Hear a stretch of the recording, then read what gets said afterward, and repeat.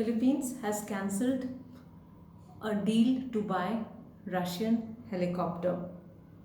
It had made a deal with Russia to buy 16 Russian military transport helicopters, but due to fear of US sanctions, the deal has been cancelled by Philippines.